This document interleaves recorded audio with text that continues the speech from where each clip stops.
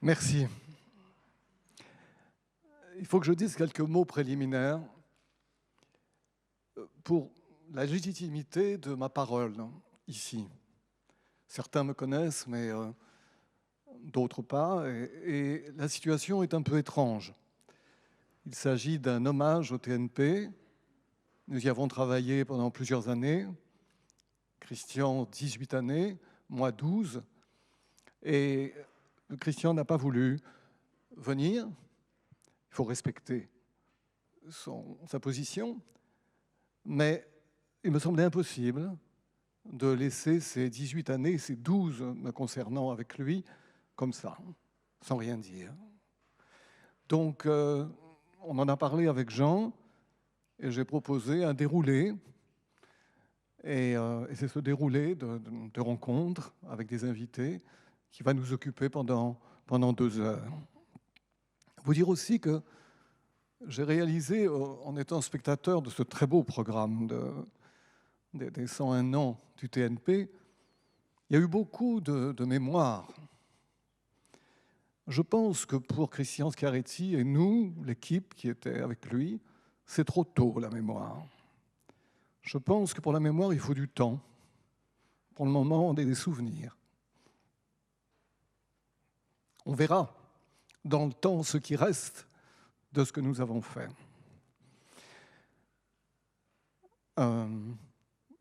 Maintenant, j'ai proposé donc des rencontres en trois volets. Le premier, c'est un fait, je dirais, c'est-à-dire l'architecture. Ça, on peut dire que Christian a été le maître d'œuvre, vraiment. Ce n'est pas simple, une architecture de cette ampleur, on en parlera avec l'architecte. Obtenir de tels moyens, ça a été compliqué. Donc ça, c'est fait. On peut dire que pour la première fois de son histoire, depuis novembre 1920, le TNP a un outil à sa dimension.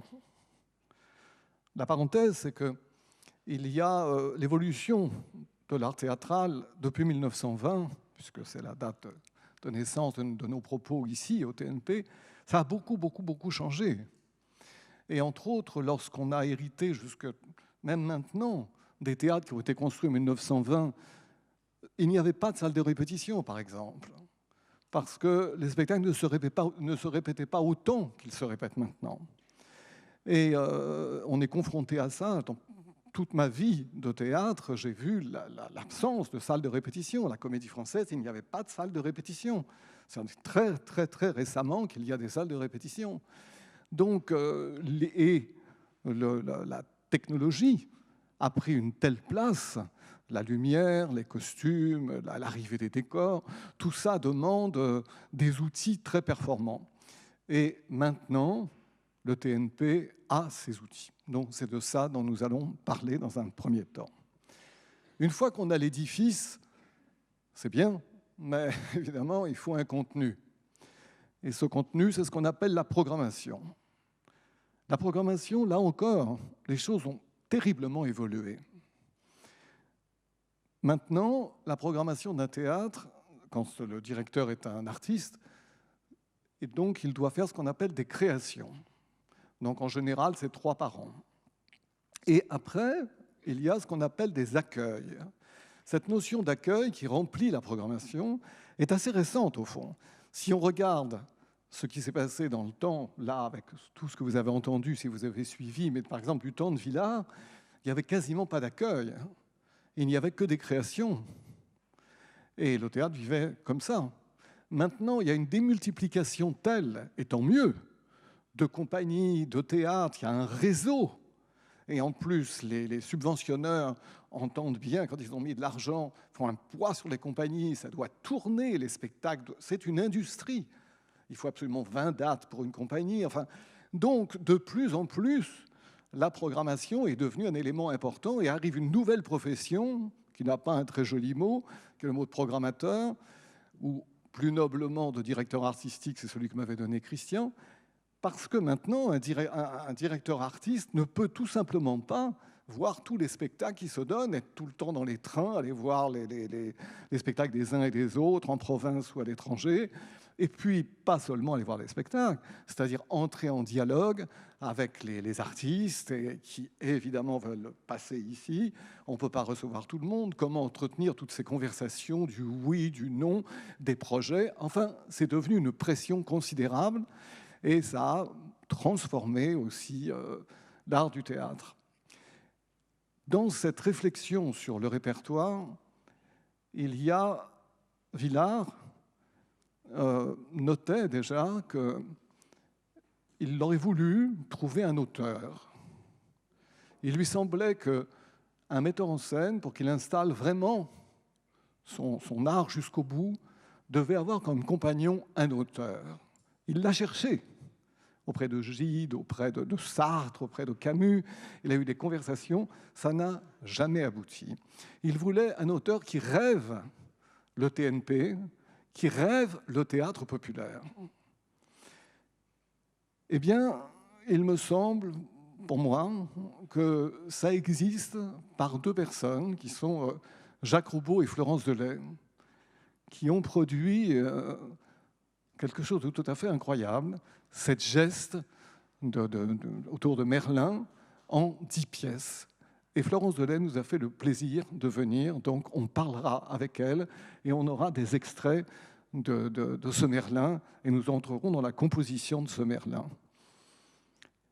Et suivant l'adage que les premiers seront les derniers, il est bien évident qu'un lieu et la force d'attraction du lieu, ça vient des artistes eux-mêmes, ça vient d'une troupe, d'une compagnie. Ça ne vient pas d'une seule personne.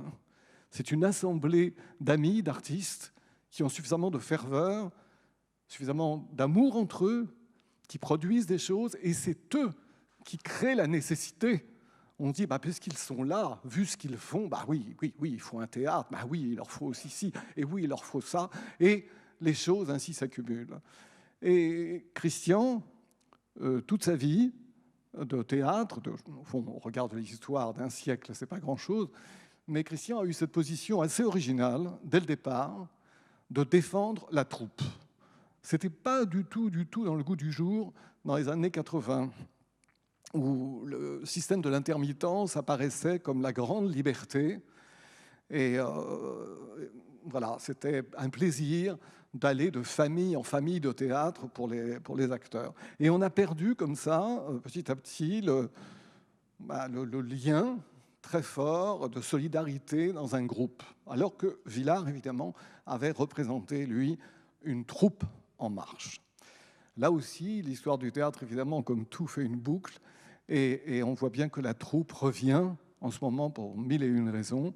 Mais il faut dire au crédit de Christian qu'il ne l'a jamais abandonné. Et donc, quand il est arrivé au TNP, il a tout de suite, comme il avait fait à Reims, il a installé une troupe. Donc, il y aura deux représentants de la troupe, pas plus, on a 2 heures, c'est pas la peine, mais j'aurai l'occasion de parler. Et c'est Juliette Rizou et Damien Gouy qui sont là. Je voudrais aussi revenir sur 2 petits moments biographiques qui me donnent, au fond, une légitimité par rapport à Christian et le fait de parler alors qu'il ne me délègue pas cette parole aujourd'hui. Il ne la prend tout simplement pas. Donc, moi, je la prends à mon propre nom. Voilà. D'où pourquoi les années de 2007 à 2019 et non pas de 2001 quand il est arrivé. Néanmoins, je m'appuie sur le fait qu'avec Christian, nous avons un compagnonnage très long, dense, assez beau, même très beau. Ça a commencé à Reims. On a pris, comme on dit, Reims ensemble. Donc j'étais son secrétaire général, directeur délégué. Ça s'est très très bien passé. Reims a été une aventure absolument formidable, qui d'ailleurs l'a conduit ici. Pour des raisons très personnelles, j'ai quitté Reims, mais ça n'avait rien à voir avec une tension avec lui, pas du tout. J'ai voulu avoir moi aussi mon aventure personnelle. Donc je suis parti à Clermont-Ferrand ouvrir une scène nationale. Bref, j'ouvre cette scène nationale, tout se passe bien. Là, Christian est nommé au TNP. Il m'appelle Et il me dit, Jean-Pierre, je suis nommé au TNP, c'est génial, viens, on refait ça, on fait Reims. Je venais de dire oui à Marcel Bozonnet pour entrer à la Comédie Française, c'était impossible. Je lui dis, je peux pas, je viens de dire oui là à Marcel, je pars au Français l'an prochain, je peux pas. Le jour, au Français on est nommé pour 5 ans, le jour où ça s'est arrêté, la Comédie Française, le soir même, Christian m'a appelé et m'a dit, tu ne peux plus me dire que tu n'es pas libre, viens. C'est magnifique. J'ai dit oui. Et je suis arrivé au moment des travaux. Voilà. On arrête pour mon caractère biographique, ça n'a pas plus d'intérêt que ça.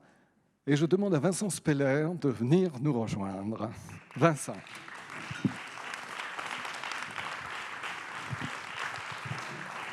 Voilà. Alors, bonjour. Je te présente.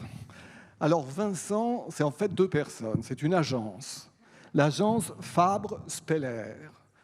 Une agence qui est fixée à Clermont-Ferrand. C'est une agence très brillante qui travaille vraiment sur le plan international. Mais surtout, ce qui est magnifique, c'est que c'est une histoire d'amitié qui dure depuis 33 ans. Pour qui connaît les agences d'architecture, c'est un cas unique. C'est extrêmement rare. Donc, bravo d'être arrivé à cette amitié. Cette agence a une spécificité, c'est qu'ils ont beaucoup travaillé pour le théâtre. 26 réalisations, réhabilitations et créations. Je vais en citer quelques-unes comme ça. Le Grand Théâtre d'Avignon, l'Espace Malraux de Chambéry, la rénovation et la restructuration du théâtre Mariinsky à Saint-Pétersbourg. Mieux encore, toujours à Saint-Pétersbourg, la création d'un salon de musique voulu par le très grand chef d'orchestre qui est Gergiev. Il y a encore le Théâtre universitaire de Paris, le Théâtre de Valence, le TNP. Et à ça s'ajoute, et c'est pas rien, la vraiment superbe transposition de la grotte Chauvet dans l'Ariège. Et en fait, ça a profondément à voir avec le théâtre. Cette grotte Chauvet, c'est vraiment un acte de... Comment dire, rentrer dans la grotte, comme on est là maintenant, et un acte sur la mémoire. Il y a, en cherchant sur cette agence, vous savez, je voulais en savoir un peu plus, il y a 3 principes qui sont affichés tout de suite quand on regarde le site de l'agence. Nos bâtiments sont faits pour servir, mais aussi pour accueillir plus que pour leur simple usage, être prêts à l'événement des utilisateurs. Nos constructions sont faites pour durer, c'est-à-dire pour s'inscrire dans la ville comme une pierre participe à l'édifice, à sa place. Nos édifices cherchent l'évidence, la discrétion, afin que leur forme esthétique provienne de leur force sociale. Eh bien, bienvenue Vincent. Merci beaucoup Jean-Pierre. Voilà. Alors avant de poser aussi les questions à Vincent, je voudrais qu'on se rende compte tous de l'ampleur de ce qu'ont été ces travaux. Ça fait 30 corps de métier, 110 entreprises, 400 compagnons, 2300 pages de descriptifs techniques pour la superficie de 15 770 mètres carrés, une grande salle de 667 places, un petit théâtre où nous sommes de 252 places, 4 salles de répétition, dont 3 peuvent accueillir du public, un atelier pour les costumes, une brasserie, coût total des travaux, 32,8 millions d'euros. Bravo. Bravo, Vincent. Alors, quel effet ça fait de se retrouver là après 13 ans? C'est un secret, mais je viens de temps en temps, donc... Non, ça me fait un effet qui est surprenant, mais c'est purement personnel. Il est à propos de la longueur du temps, ça concerne un peu la grotte Chauvet. J'ai vraiment l'impression que 13 ans, c'était hier. Alors, c'est abominable sur l'âge, sur le vieillissement, mais c'est pour ça que je suis d'autant plus fier de ce... C'est qu'en fait, il ne vieillit pas. Il est fait pour durer presque une éternité. Et ben déjà, le petit bout de l'éternité qu'il a vécu depuis 13 ans, il n'a pas pris une ride. Et je remercie d'ailleurs l'équipe du TNP qui a un process d'entretien qui est fabuleux. Il est impeccable. On l'a bien entretenu, mais je trouve que Jean Bellorini et son équipe ont vraiment C'est parfait. Surligné, la brasserie est très réussie, l'entrée ici, enfin, il y a vraiment un regard et un entretien très grand. Mais est-ce qu'il y a quelques souvenirs particuliers en revenant? Est-ce qu'il y a des choses qui te reviennent comme ça il y a un chiffre qui est important, c'est le nombre, tu ne l'as pas marqué, c'est le nombre de souvenirs, là, ça dépasse les dizaines de milliers. Mais il y en a deux qui sont beaucoup plus forts que les autres. Il y en a un, les deux, c'est parce que c'est les plus brutaux en fait. Le premier, c'est Christian Schiaretti a voulu faire un adieu au plateau, c'est-à-dire quasiment la démolition du TNP historique. Et il m'a demandé de monter sur scène et de présenter le projet dans la grande salle qui était bondée. Et là, j'ai eu un choc brutal, c'est que j'ai réellement compris l'attente de l'histoire et l'attente du public. Ça a été un des souvenirs le plus forts de ma vie, c'est le drame que j'ai vécu pendant cet instant. Et le deuxième, il est aussi brutal et aussi fort, c'est quand on l'a rouvert. Parce que j'ai la chance d'avoir des collaborateurs qui sont fabuleux. On avait une équipe extrêmement nombreuse, avec que des gens qui étaient passionnés, exaltés. On y a mis tout notre cœur. On s'est battu, on s'est insulté, on s'est aimé, on a dansé, on a bu, on a fait tout ce qu'il fallait. Et puis le jour où ça s'est levé, c'était merveilleux, mais c'était fini. Et on a eu un choc. Alors moi, je suis un peu blindé, mais il y a eu un choc qui, pour moi, est resté un souvenir, c'est qu'il y a eu une sorte de traumatisme à la fin du chantier, qu'on a essayé d'évacuer, on a bu, on a dansé, comme je vous disais. Mais les deux souvenirs les plus forts, c'est le jour où ça s'est fermé, il a fallu rouvrir, et le jour où ça s'est rouvert. Et ce projet comportait deux axes. Une réhabilitation, on peut dire, du Grand Théâtre, et une création. Ici, c'est une création. Est-ce que tu peux nous dire ce qui les unit et leur spécificité à l'un et à l'autre? Comment ça s'est construit pour vous? Une création, une réhabilitation? Il y a une influence En fait, il n'y a pas vraiment de frontières. C'est plutôt une unité. En fait, on a préféré avoir une attitude modeste. Quand Lazare Goujon a fait construire les gratte-ciel, ces grands édifices, a fait construire le théâtre, a fait construire la mairie, il y a une sorte de logique, de répétitivité, de logique esthétique. En fait, on n'a pas vraiment inventé quelque chose de neuf. On a vraiment voulu se mettre dans une logique qui est une logique sociale, qui est une logique culturelle, qui est une logique... On a uniquement voulu prolonger d'un tout petit bout cette logique sans surtout de heurts et sans violence. Juste un petit coup comme ça pour se dire... il faut continuer à faire le même travail, il faut avoir le même enthousiasme sur la ville et sur le social, et on a juste construit derrière, caché, mais dans le prolongement et dans l'axe, une autre petite salle qui est ici. Alors les deux salles sont complètement a priori différentes. Il y en a une, c'est une grande salle qui a une particularité. C'est extrêmement rare, je crois qu'il y a une salle en Guadeloupe qui est comme ça, c'est un parterre, d'habitude sur un parterre. Coquille Saint-Jacques, on dit. En coquille Saint-Jacques sur un parterre, les sièges sont à la même altitude pour chacun des gradins. Dans la grande salle du TNP, c'est une sorte de courbe comme ça, comme une banane, ce qui fait que les gens, latéralement, ont une visibilité qui est quasiment aussi bonne, enfin qui est aussi bonne, que celle des personnes qui sont au centre. La deuxième spécificité de la grande salle du TNP, c'est qu'elle exprime dans la ville l'ambition du théâtre. On a démoli la cage de scène, et puis il a fallu la reconstruire, mais beaucoup plus grande, beaucoup plus haute et beaucoup plus ambitieuse. Et au bout d'un moment, il y a une chose qui est abominable, mais qui est géniale, c'est que ça déborde sur la rue. C'est qu'il y a un porte-à-faux qui a dû être construit, parce qu'il y avait tellement de désir culturel sur ce projet, il fallait que ça déborde. La petite salle, c'est complètement différent. Elle est complètement cachée, elle est noyée. Et sa réponse était différente. On avait déjà envahi l'air, donc on s'était décidé, il faut aussi envahir les sous-sols. Et donc on l'a planté dans l'eau, parce qu'en fait, on a de l'eau qui est autour de nous, là. On l'a planté dans l'eau. Donc ces deux salles qui sont différentes, celle-ci a une particularité, c'est d'ailleurs une salle un peu qui fait référence aujourd'hui.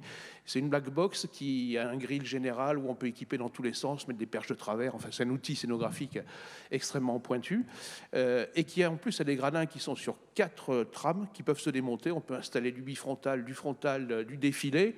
Enfin c'est une salle qui présume pas du tout de ce que vont faire les artistes. C'est juste que si jamais ils ont trop d'idées, ils pourront toujours la faire. Je me suis pris une nuit à faire un délire avec un de mes collaborateurs où c'était Teresa de Kessmaker qui faisait un spectacle de danse sur glace là-dedans. Et on a vu que ça aurait pu être possible. Heureusement, elle ne l'a jamais fait. C'était une très mauvaise idée. Par contre, ces deux salles ont quelque chose qui les réunit. Ça ne se voit pas parce qu'il était important. C'est un énorme outil théâtral. Et un outil, c'est pas d'un côté... la moitié d'une tenaille et l'autre côté, l'autre moitié de la tenaille. C'est un outil, c'est cohérent. Et en fait, il y a un tunnel qui est caché dessous. Donc elle est réunie déjà par ce tunnel, elle est réunie parce que ce n'est pas une salle plus une salle, mais c'est 2 salles parmi une collection de salles qui est énorme. Et parmi une des ambitions de Christian Scarretti, c'est que le théâtre est un outil. Mais un outil, c'est aussi les métiers. Et je me souviens de longues discussions qu'on a eues avec lui sur les costumières, sur... Alors, il y a un métier qui a disparu, je crois qu'il n'est plus au TNP, c'est les perruquières. Donc, si vous voulez, c'est... Le mot lien entre ces 2 salles dans ta question, c'est le plus passionnant. C'est qu'en fait, c'est 2 tout petits bouts, parmi les plus gros certes, mais d'un outil théâtral qui est extrêmement plus multiple et qu'on est très fiers d'avoir pu réaliser. Mais vous avez travaillé aussi à partir des couleurs de l'époque du bâtiment originel. Oui. Oui. Quand on a réfléchi à, comment on dit, le look, on s'est dit, et au risque du look, de l'esprit du temps, de la fugacité, des modes, etc., on s'est dit que ce qui avait le plus raisonnable, c'est en fait de chercher l'âme historique, comment ça a été construit, la main de la Grotte Chauvet, l'histoire, en fait, ce qu'il y a de profond là-dedans, la cohérence, en fait. Et en fait, on a fait des recherches en colorimétrie, on a essayé de retrouver des vieux carrelages, on a fait plein de choses comme ça, qui, en fait, c'est un peu frustrant pour un architecte qui est toujours plein d'idées, mais c'est en même temps rassurant dans le doute, parce que ça nous permet de se dire... Et puis c'était beau en fait, c'est que c'était plutôt de bonnes idées. Et qui nous ont permis en même temps d'avoir un petit peu d'argent du côté de la direction du patrimoine. Je voudrais juste ajouter pour la conscience de tout le monde, quand Vincent a dit c'est construit sur l'eau, on ne peut pas savoir à quel point. C'est-à-dire, en fait, Villeurbanne, le cœur de Villeurbanne, c'est d'anciens marécages. Et il y avait une chose saisissante, parce qu'on travaillait un peu plus loin, donc on passait regarder ce chantier énorme. Et je vois, il y avait d'énormes pompes qui travaillaient jour et nuit et qui enlevaient l'eau. Et pendant ce temps-là, on injectait du béton. Et ça a duré plusieurs jours pour stabiliser là où nous sommes.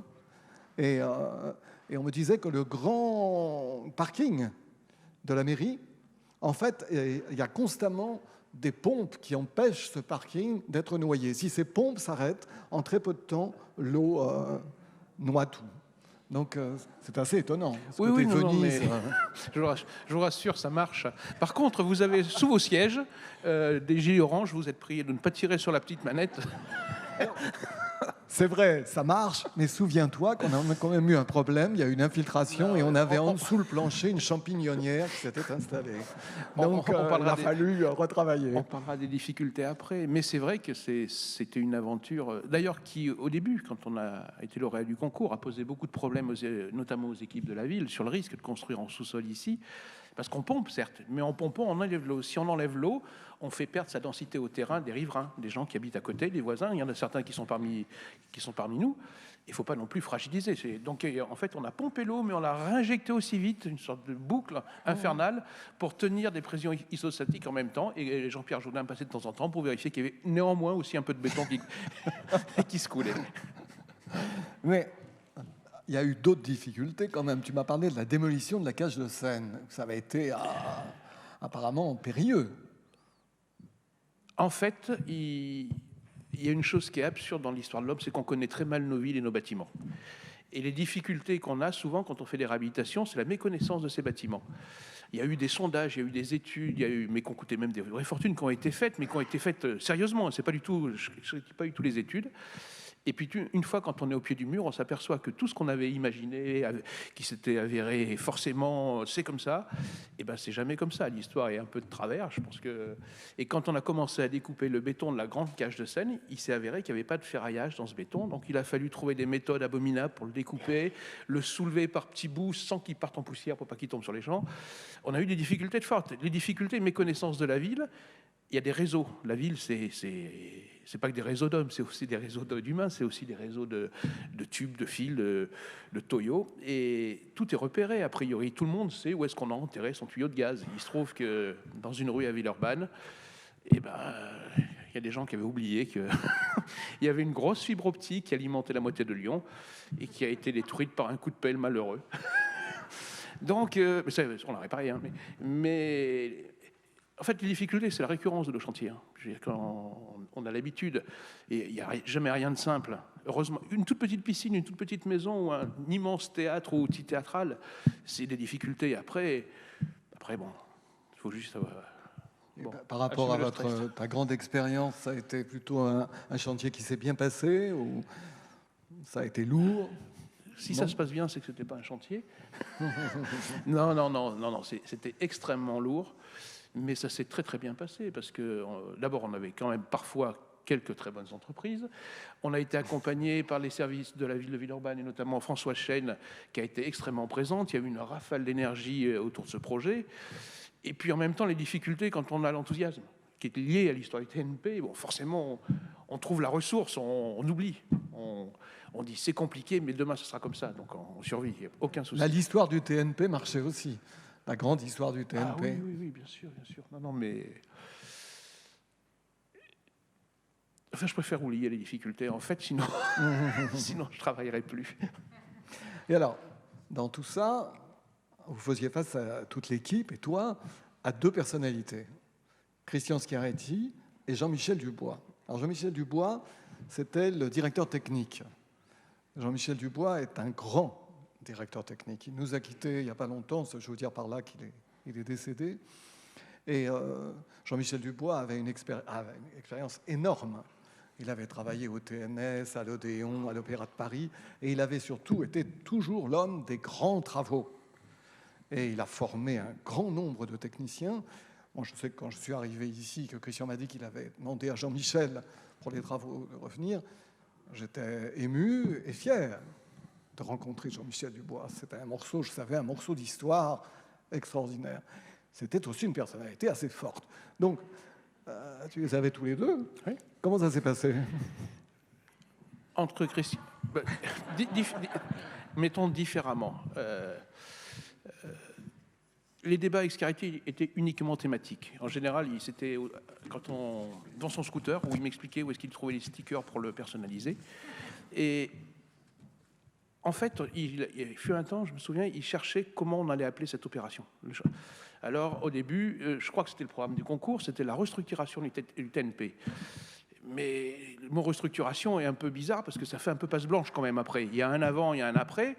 Je ne veux pas dire que l'histoire du TNP, il y a une continuité, il y a forcément des discontinuités. Néanmoins, à chaque fois, il y a un héritage.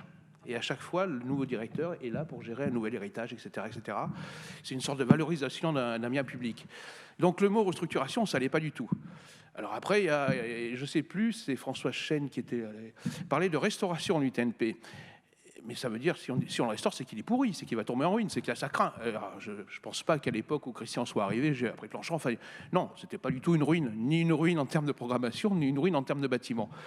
Et c'est comme ça que Christian a eu l'idée d'appeler ça les refondations, la refondation du TNP. Et en fait, c'est une des choses qui nous a enthousiasmés là dans notre équipe, c'est qu'il était... En fait, on s'occupait que du temps. Ça ne se voit pas, les fondations. C'est quelque chose, par contre, quand les fondations sont costauds, sont solides, on sait que ça va traverser les âges. J'ai eu la chance de... Quand il m'a dit ça, ça m'a rappelé... J'ai construit un petit monastère pour des moines, et il y avait un petit clocheton en verre et en acier qu'on devait faire. Et puis, le moine portier nous a dit, écoutez, vous allez le faire en bronze et en cristal, parce que vous construisez pour l'éternité. Et quand Christian Schiaretti m'a dit, on refonde le TNP, je ne travaillais pas pour une garantie décennale, je travaillais là pour... C'était important, en fait. Le mot était vraiment fédérateur de l'attention et de la motivation qu'on a mis sur notre travail. Pour Jean-Michel Dubois, alors là, c'est complètement différent. Ça a été l'horreur. Ça a été... il était chiant, il était exigeant. En fait, il était génial, quoi. J'ai la chance d'avoir un métier, mais je pense que beaucoup de gens ici ont aussi la chance d'avoir des métiers comme le mien. Ce qui fait qu'on le continue, c'est qu'on apprend toujours. Et que le jour où on n'aura plus rien à apprendre, je pense que finalement, on va s'arrêter. Et Jean-Michel Dubois, il m'a appris énormément de choses. La première, et Jean-Pierre le rappelait, il m'a appris déjà à travailler avec lui. C'était une leçon de courage parce qu'en fait, il a chopé. Enfin, il était malade, hein. Je veux dire qu'il plusieurs fois. Il s'est mis en arrêt, il est toujours revenu encore plus chiant, encore plus pointilleux et encore plus génial. Mais là, c'était une vraie leçon de courage parce que je connais très peu de gens qui auraient quand même... parce qu'il faut énormément d'énergie pour suivre les travaux comme ça, quand on est directeur technique. Et là, il l'a fait. Et la deuxième chose, c'est qu'il m'a appris énormément de choses. Notamment, on est plutôt exigeant, mais là, c'est inouï. On ne pouvait pas imaginer. Mais c'est d'ailleurs, c'est le prix qu'il faut mettre lorsqu'on travaille. Mais pour vous donner un exemple des discussions qu'on pouvait avoir avec Jean-Michel Dubois, la cage de scène qui est en porte-à-faux, c'est une énorme structure métallique, avec des isolations acoustiques qui sont énormes, qui est en porte-à-faux, et qui tient debout et qui ne va pas tomber. Par contre, il y a des spectacles à l'intérieur, spectacles avec des décors, avec plein de choses qui sont suspendues à un grill, qui est suspendu à cette cage de scène métallique. Et il peut y avoir des tempêtes, il peut y avoir de la pluie, du vent, etc.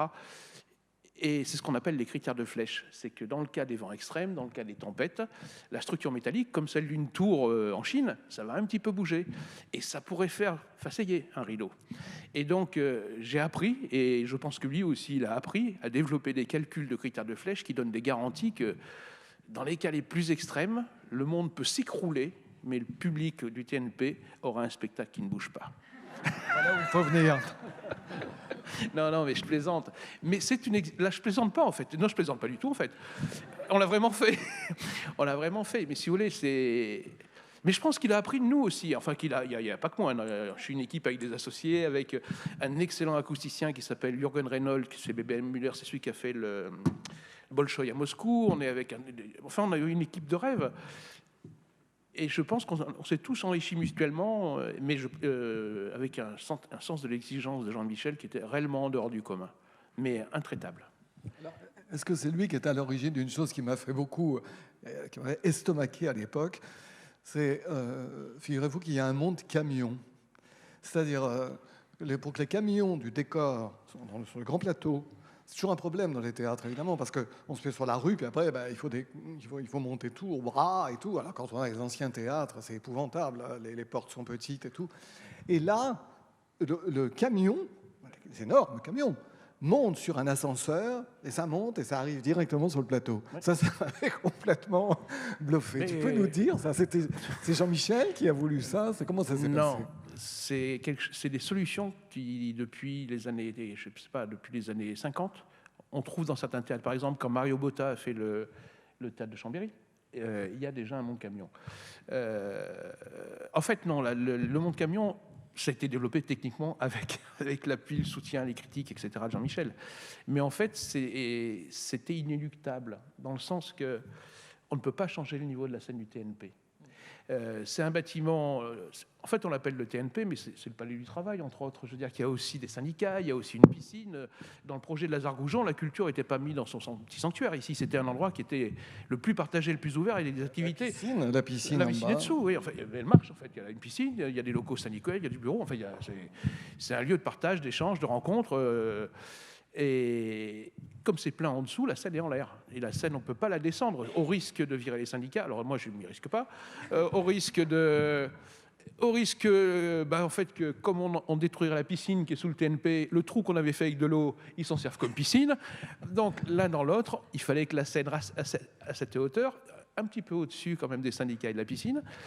Et ce qui fait qu'on a été obligé en fait de mettre un monde camion, parce que le vrai problème aujourd'hui dans la politique de développement de l'accueil de spectacles, et puis aussi de fréquence des spectacles pour les comédiens, ça tourne, il faut que ça se monte, il faut que ça se démonte.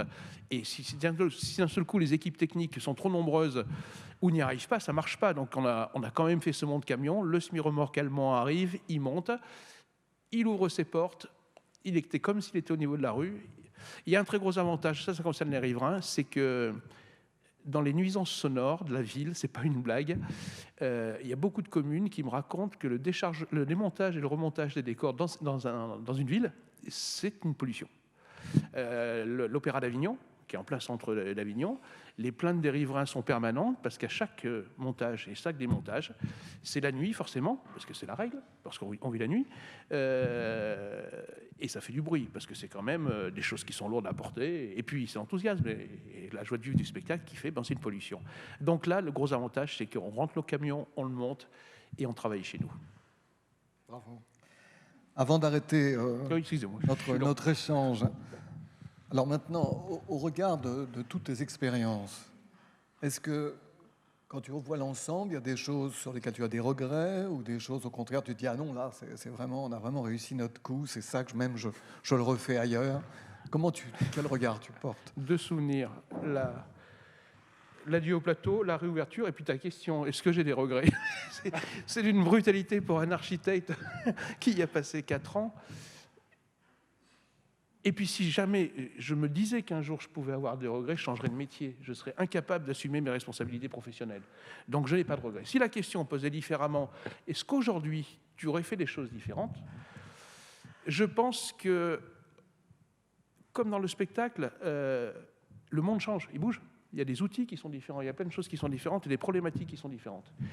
Je pense qu'aujourd'hui, ou s'il fallait le refaire, trouve-moi un contrat, je pense qu'aujourd'hui, on aurait vraisemblablement eu beaucoup plus d'attention à l'environnement. Mais je veux néanmoins rappeler que la ville de Villeurbanne, ici, on est chauffé, on a des énergies qui sont en géothermie, toutes les fenêtres sont isolées. En fait, c'est déjà un bâtiment dont la restauration est vertueuse, ce qui n'était pas le cas aujourd'hui, à l'époque, avant les travaux. Mais je pense qu'aujourd'hui, on pourrait, à cause des développements des nouvelles technologies, des nouveaux calculs, des nouveaux matériaux, des nouveaux produits, je pense qu'on aurait pu, mais on ne pouvait pas à l'époque, hein, mais je pense que, ce n'est pas un regret que j'ai, mais si j'avais à le refaire, je pense qu'on aurait été vraisemblablement encore plus vertueux au niveau de l'environnement. En tout cas, c'est très agréable d'y vivre. Nous, on a passé des années absolument magnifiques. Je crois que... Vous savez, l'influence de l'architecture sur les rapports humains est énorme, et sur le lien entre les artistes et le public, c'est capital. Là-dessus, il faut se rappeler, quand on a travaillé, quand on a Chaillot, c'est une épreuve. C'est une épreuve physique. C'est-à-dire, pour les spectateurs, il faut descendre des quantités de marches pour atteindre la salle. Je parle de la salle du Trocadéro. Et Villars, c'était épuisant. C'est une salle énorme. La salle était énorme, les proportions sont énormes. Quand vous allez dans les loges, c'est terrible. Ce ne sont que comme dans le métro. D'ailleurs, parce que j'ai travaillé à Chaillot, et les techniciens de Chaillot avaient obtenu une prime d'oxygénation, comme pour la RATP, parce qu'ils avaient dit on travaille en sous-sol, très profondément sous la terre. Et c'est épuisant, Chaillot. Et il faut comprendre pour Villars, probablement, que le souci énorme de remplir la salle, et en plus cette action physique de monter, descendre, et puis c'est vaste, donc ça demande une grande organisation. Donc à chaque fois, l'architecture pèse énormément sur les relations entre les êtres, sur le rapport au plateau, par exemple la Comédie Française, c'est extrêmement agréable parce que tout va vers la salle. Tous les bureaux, tout vont vers la salle naturellement, vont vers le plateau naturellement. C'est extrêmement agréable. Alors ça, c'est beau, c'est vraiment la maison des acteurs. Par contre, elle avait, il n'y a que très récemment maintenant qu'elle a des salles de répétition, mais c'est très exigu. Et quand vous êtes à la Comédie Française, c'est en plein premier arrondissement, vous ne pouvez pas imaginer récupérer 1 mètre carré. C'est pas possible. C'est le Conseil d'État à côté, c'est pas possible. C'est clos pour l'éternité, je dirais. Donc tout ça joue énormément dans les rapports. Donc merci, parce que ça a créé beaucoup de fluidité et de bonheur d'être là. Avant que nous passions à l'autre volet, je voulais quand même faire entendre Christian à propos de l'architecture. C'est dans ce que nous entreprenons que le sens doit être débusqué, à commencer par ce qui est un geste premier au théâtre, l'architecture.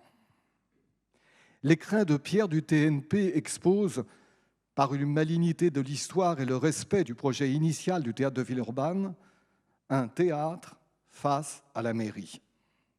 Un bâtiment de l'esprit dans une commune ouvrière, qui rappelle par son esthétisme celle de Chaillot, élégance et démocratie, l'une se justifiant par l'autre. Et le soin apporté à son aménagement n'est pas un caprice de propriétaire, mais déjà une conception du « tout pour tous » réclamé par Hugo. Mettre à disposition de tous le mieux. Christian Schiaretti. Merci Vincent, merci beaucoup.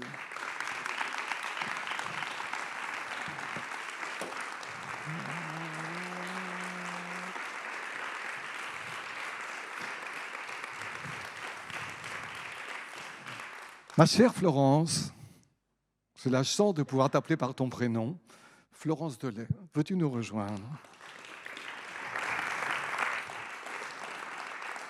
Florence Delay, Alors, évidemment, tout le monde connaît, mais quand même. Écrivain, traductrice, c'est un faible mot, parce que c'est une telle connaissance de la langue espagnole, un tel comment dire, investissement imaginaire et amoureux de la langue espagnole que ça dépasse bien au-delà de la traductrice. Et tout de même, évidemment, membre de l'Académie française. Mais quand on a dit ça, on n'a pas tout dit. On n'a pas tout dit parce qu'il manquait pour nous des choses très importantes. C'est-à-dire, elle est la Jeanne du procès de Jeanne d'Arc de Bresson. Et voilà, c'est un très beau film, un film qui est inscrit dans l'histoire du cinéma. Et puis, ce qu'on sait plus rarement, elle a été assistante stagiaire à Avignon sur un spectacle de Jean Vilar. Régisseur Stagiaire sur un spectacle de Jean Vilar. Ton micro est là. Et elle a été assistante de George Wilson. Donc, vraiment, tu es chez toi. Donc, bienvenue. Merci. Bienvenue. Alors, avant qu'on se lance dans le Graal Théâtre, c'est cette aventure qui va vous prendre, parce que c'est une aventure à quatre mains, qui va vous prendre plus de 30 ans. Elle a un détonateur. C'est toi, assistant à une représentation théâtrale dans les Halles de Paris, en 1970, au pavillon Baltard, alors qu'il y avait une dispute énorme pour ne pas perdre ces Halles de Paris, et on sait qu'elles ont été perdues. Luca Ronconi, un Italien, s'y installe et fait un spectacle, Orlando Furioso, à partir du texte de l'Arioste. C'est un spectacle dont on parle encore maintenant et qui, quand on fait des études théâtrales et quand on rencontre des gens qui ont vraiment une culture théâtrale, c'est un spectacle qui a vraiment été phare. Tu as assisté à ce spectacle et on peut dire que c'est ça qui a mis l'étincelle pour le Graal ? Oui et non. L'étincelle dramaturgique d'une certaine façon. Parce que donc les Halles allaient être détruites, c'était le dernier spectacle avant la destruction des Halles. Et l'éblouissement, c'est que toutes les Halles étaient occupées par la troupe, une troupe qui se divisait en petites troupes, qui jouaient dans tous les coins des scènes différentes. Le Roland Furieux, Orlando Furioso, c'est une œuvre délirante. C'est une trentaine de chants, 30 000 vers. C'est une masse immense. Elle fait suite au Roland amoureux. Et le Roland Furieux, c'est au fond le premier grand texte sur la schizophrénie aussi, qui passionne les psychiatres. Bon, mais c'est surtout plein d'aventures, d'amour, de chevalerie, de choses imaginaires, d'hippogriffes qui traversent les airs. Bon, c'est une œuvre étonnante. Il existe aujourd'hui, je recommande, une merveilleuse nouvelle traduction du Roland Furieux en 2 volumes. Alors, ce spectacle était en italien. Je ne parlais pas italien. Traduit avec une... Non. Non. Pas rien. Et les spectateurs debout. C'est-à-dire toute bougeant. la représentation. Comment ? Toute la représentation. Toutes les représentations. Parce qu'on se promenait. On se promenait d'une scène à l'autre. Et ce qui m'a fasciné, c'est que les spectateurs, il y avait tous les Italiens de Paris, et ils disaient les vers en même temps que les acteurs. C'est-à-dire que les Italiens connaissent le Roland Furieux depuis l'enfance. Et là, je déplore dans nos écoles, nos lycées, qu'on ne nous fasse plus apprendre par cœur. Bon, parce que c'était merveilleux. Tu les voyais, tu les entendais dire le texte en même temps. Bon. Ce spectacle était jubilatoire, même si je ne comprenais pas grand-chose. Mais on avait l'impression de comprendre. Et quand Roubaud et moi, on a décidé d'écrire pour le théâtre, pour des raisons X, on a bien sûr, le premier principe, c'était théâtre selon Villard, à savoir une matière populaire. Et après, la dramaturgie de Luca Ronconi viendra. Mais matière populaire, qu'est-ce que ça veut dire? Eh bien, quelque chose qui soit connu de tous. Or, on s'est rendu compte que le XVIIe siècle, Louis XIV, Versailles, a coupé tout ce qui précède. Et qu'après, rien n'est vraiment populaire. Mais il existait encore des noms propres qui disaient beaucoup de choses aux gens. Merlin, la reine Guenièvre, Lancelot, le roi Arthur. Et brusquement est venu le Roland Furieux, Orlando Furioso, et il y a eu une sorte de contact entre ces noms propres qui n'intéressaient plus que Hollywood. Parce que dans les années 70, la grande vague médiévale n'était pas encore revenue. Toutes les publications aujourd'hui qu'on achète, etc., n'existaient pas. Il fallait aller dans les bibliothèques, enfin bon, bref. Il y a eu jonction, et c'était la même époque, c'était le Moyen-Âge. Et on a décidé donc qu'on allait... Jacques disait, il faut être mégalomane. Alors, bon, moi j'étais beaucoup plus raisonnable.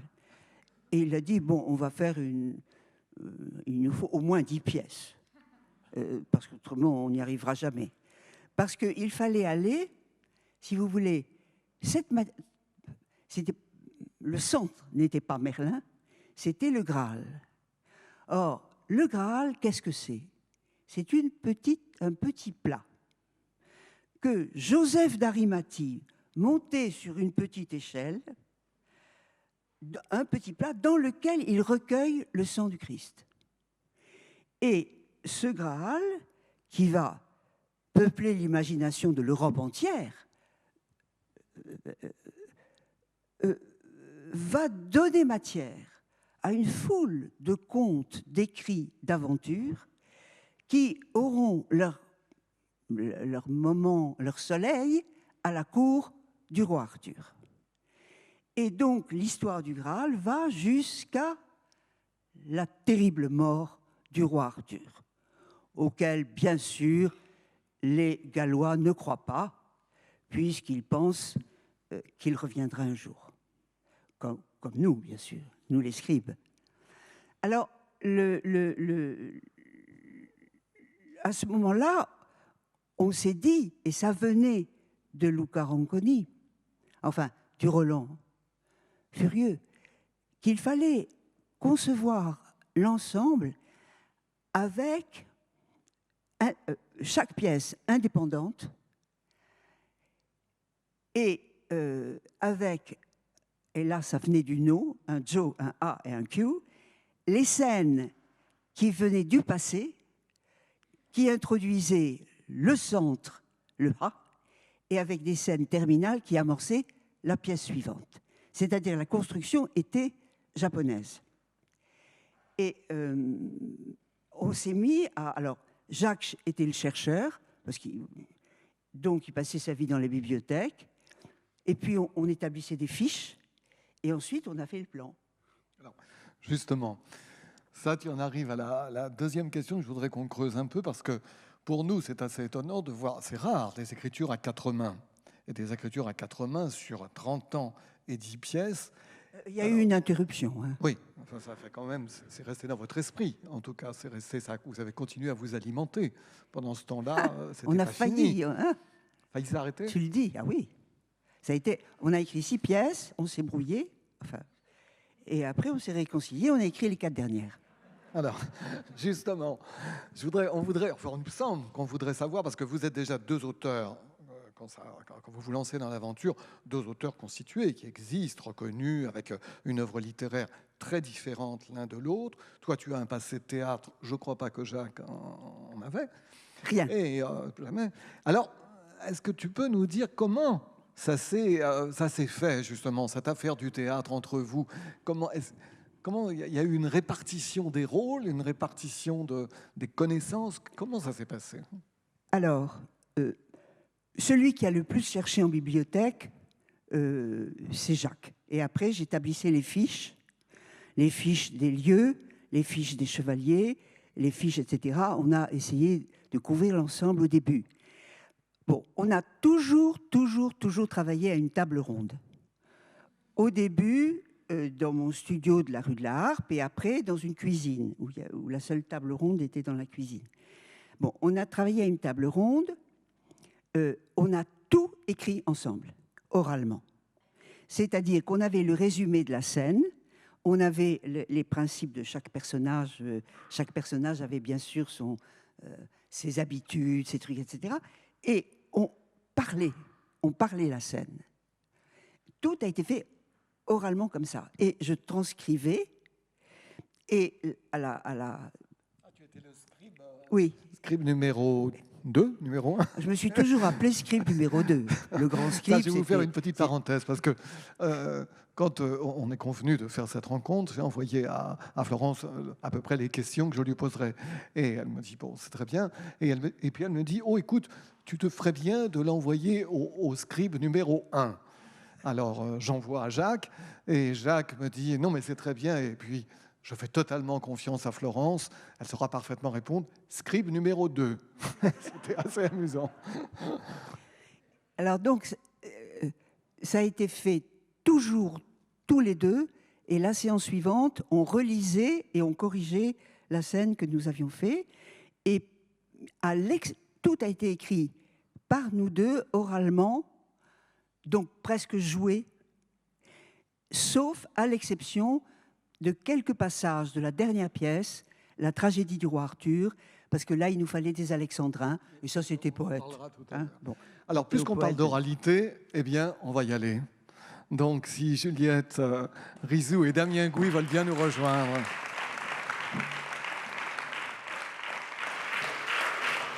Alors, ils vont nous donner à entendre Merlin l'Enchanteur, scène 6, le grand livre, entre Merlin et Blaise de Northumberland.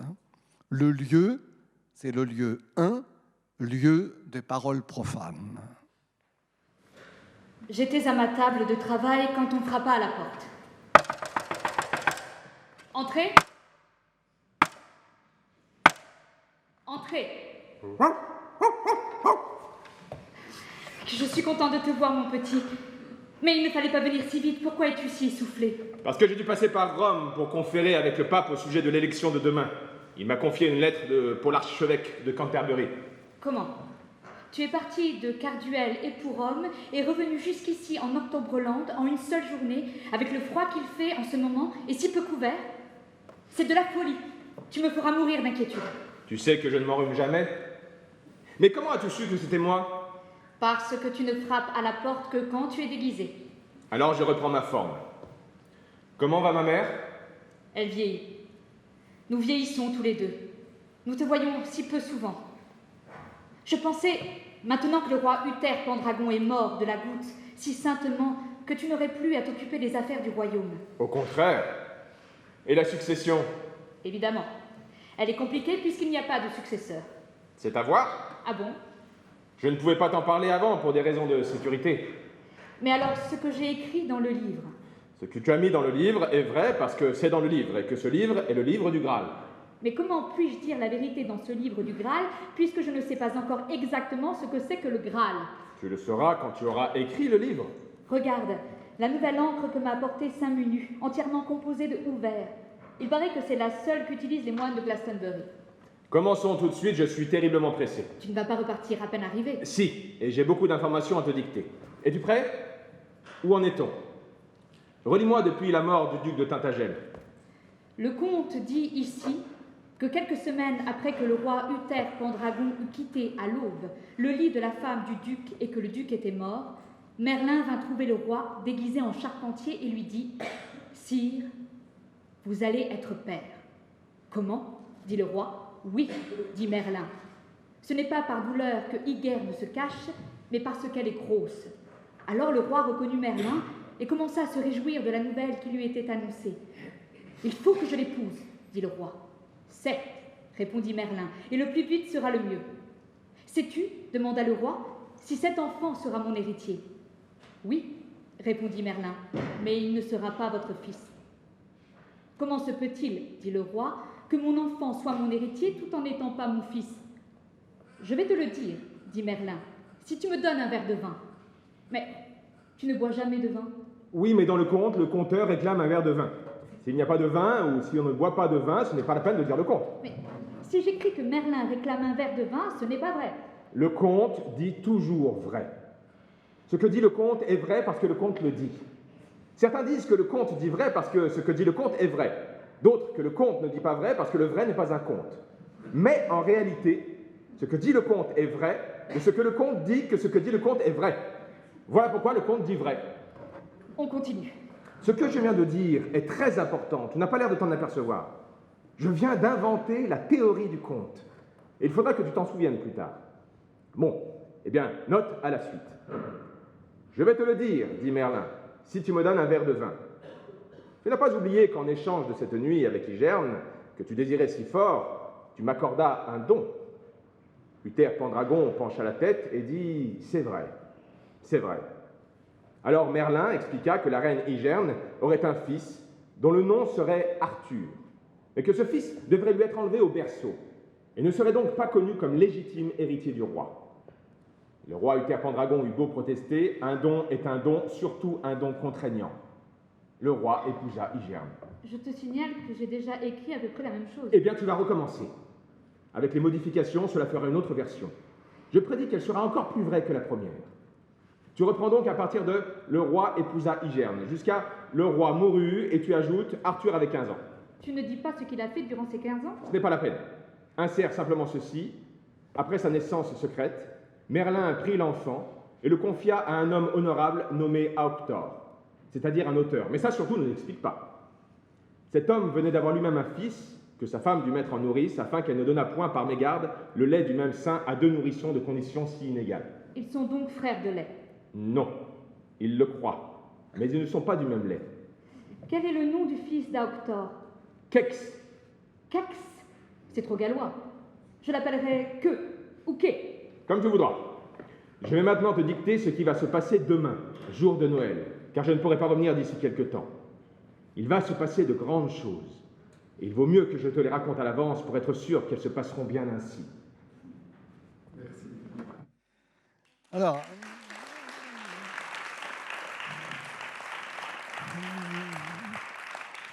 évidemment, entendre « il va se passer de grandes choses » et « il vaut mieux que je te les raconte à l'avance pour être sûr qu'elles se passeront bien ainsi », est-ce qu'il faut entendre par là la profession de foi de l'écrivain, c'est-à-dire qu'il devance la réalité. En plus, la réalité, là, elle était déjà devant vous, parce que les chevaliers de la table ronde, le roi Arthur, c'était déjà très connu. Alors, tout était là.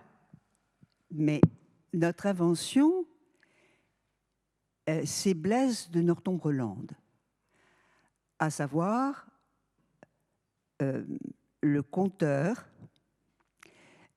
qui existe d'ailleurs lointainement dans certains textes, mais bon, qui est le père de tout, le père des aventures. Mais le père des aventures, le conteur, ne pourrait rien sans que Merlin lui dicte les choses. C'est-à-dire l'idée, c'est que tout ce qui arrive est à la fois imaginaire et vrai, hein.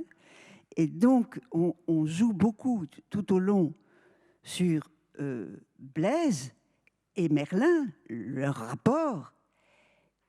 Alors évidemment, il y a un secret. Il y a un secret. Quel est leur rapport réel ? Je ne vous le dirai pas. oh. Vraiment ? Non, tu ne veux pas. Il faut lire le livre, il faut essayer de le trouver nous-mêmes. On va entendre peut-être un deuxième extrait. Ce deuxième extrait est tiré de Gauvin et le Chevalier Vert, la scène 5, titrée La Commune, entre Demoiselle et Gauvin. lieu 6, chambre d'amour. Croyez-vous au hasard? Je suis sûre que vous venez de loin. Êtes-vous un grand chasseur? Je vous sers encore un verre de vin. Moi, je bois toujours du vin après les fruits. C'est mon grand-père qui l'a dit. Avec le fruit, il faut boire un verre de vin pur. Après le repas, mon frère dit qu'il faut sortir faire une promenade. Est-ce votre avis? Faites-vous toujours ce que dit votre frère? Oh là là, non. Enfin, ça dépend duquel, parce que j'en ai deux. Je fais toujours ce que dit le plus jeune. Heureusement que c'est lui que vous avez rencontré, sinon j'aurais encore déjeuné seul. Vous l'aimez beaucoup? Oui.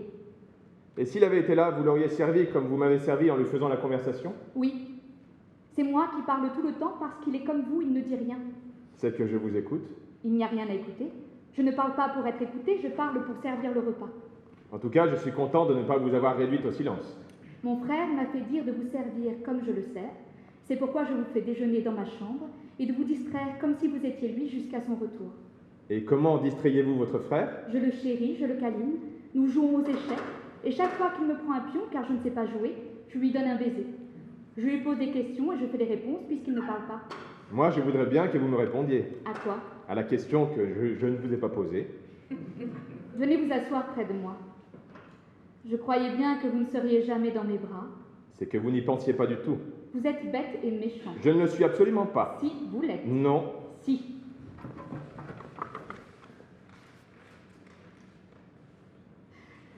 Mon jardin est en parfait état et vous ne l'abîmerez pas. J'y enverrai des taupes. Je n'ai pas peur de vos taupes. 3 marmottes. Je m'en fiche. Et des loirs. Vous êtes méchant et malfaisant. Et des porcs-épics. Mon jardin est à moi et personne n'a le droit de l'attaquer. Votre jardin est à vous, mais moi, j'y envoie toutes sortes de petites bêtes. Votre petite bête, je m'en moque. Mon jardin est bien gardé. Très mal gardé. Horreur de spectacle. Mais qu'est-ce que je suis en train de voir? Que faites-vous, femme folle, avec le meurtrier de votre père? C'est un fou? Non, c'est le maire de la ville. Nous sommes perdus. C'est peut-être le maire, mais il est fou. Comment entre-t-il ici sans frapper? C'est un ami de mon frère aîné et le conseiller du roi. Le roi s'entoure de vilains. Nous allons mourir. Le peuple va accourir ici, j'en suis sûr. Et alors, où est le danger? Ils ont des armes. Vous voulez dire des bâtons? Ne vous effrayez pas, je suis chevalier et je saurai garder une porte. Mais ce qu'il a dit de vous... Il ne me connaît même pas.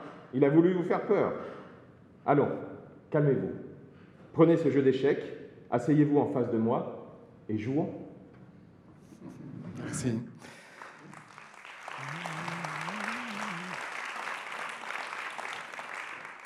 Florent, je crois que la scène a une petite histoire. Tu peux nous dire laquelle? Voilà. Le conte, enfin les versions du conte qui précèdent l'arrivée du maire et une émeute du peuple, c'est une rencontre donc entre Gauvin et une demoiselle. Et le conte dit ils se prodiguèrent moult bonnes paroles et moult caresses. Bon. Ce jour-là, nous étions très peu inspirés, Jacques et moi. Moult paroles et moult caresses ont séché. Et j'ai une idée. Je venais de lire quelques pages que j'avais adorées.